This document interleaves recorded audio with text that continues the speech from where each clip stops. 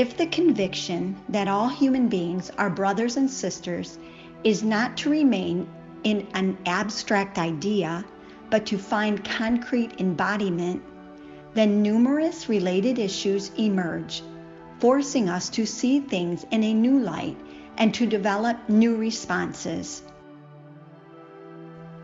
Complex challenges arise when our neighbor happens to be an immigrant. Ideally, unnecessary migration ought to be avoided. This entails creating in countries of origin the conditions needed for a dignified life and integral development. Yet, until substantial progress is made in achieving this goal, we are obliged to respect the right of all individuals to find a place that meets their basic needs and those of their families, and where they can find personal fulfillment.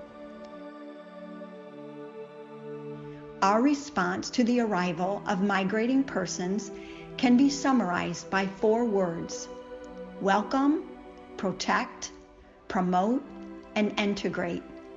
For it is not a case of implementing welfare programs from the top down, but rather of undertaking a journey together through these 4 actions in order to build cities and countries that, while preserving their respective cultural and religious identity, are open to differences and know how to promote them in the spirit of human fraternity.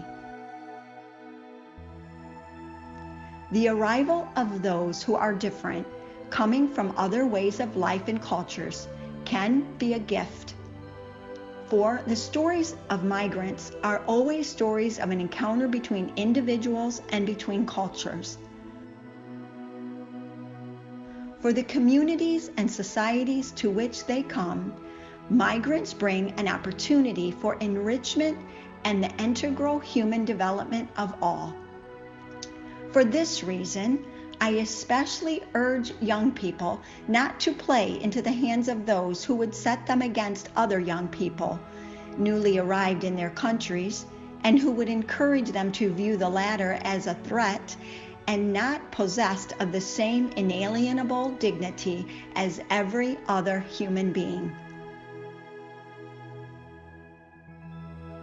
Indeed, when we open our hearts to those who are different, this enables them, while continuing to be themselves, to develop in new ways.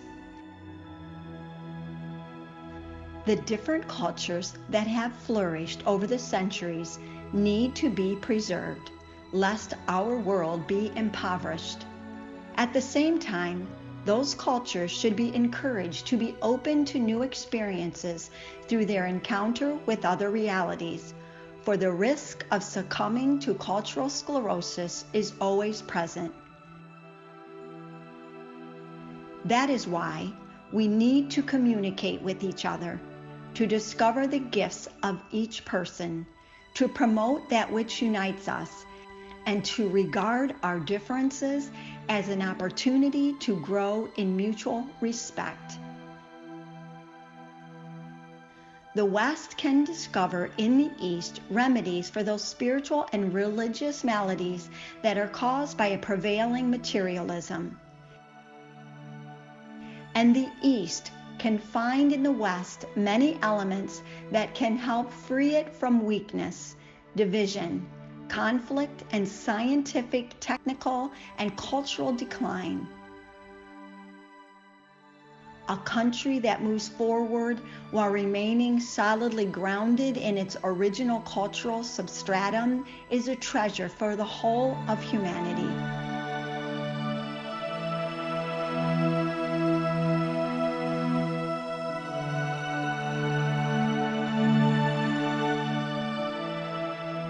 We need to develop the awareness that nowadays we are either all saved or no one is saved.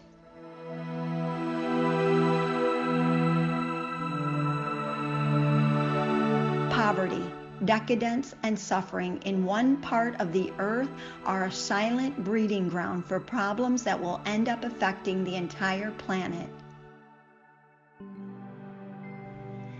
The solution is not an openness that spurns its own richness. I cannot truly encounter another unless I stand on firm foundations, for it is on the basis of these that I can accept the gift the other brings, and in turn offer an authentic gift of my own. In fact, a healthy openness never threatens one's own identity. A living culture enriched by elements from other places does not import a mere carbon copy of those new elements, but integrates them in its own unique way. The result is a new synthesis that is ultimately beneficial to all, since the original culture itself ends up being nourished. That is why I have urged indigenous peoples to cherish their roots and their ancestral cultures. At the same time, though, I have wanted to stress that I have no intention of proposing a completely enclosed, a historic, static indigenism that would reject any kind of blending. For our own cultural identity is strengthened and enriched as a result of dialogue with those unlike ourselves.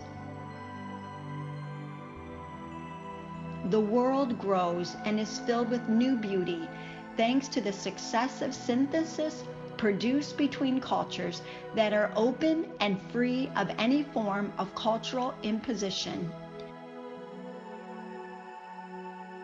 To see things in this way brings the joyful realization that no one people, culture, or individual can achieve everything on its own.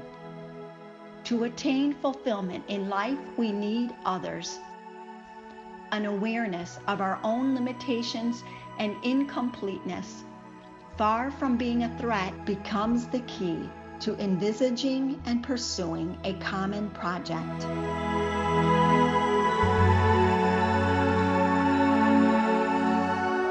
For man is a limited being who is himself limitless.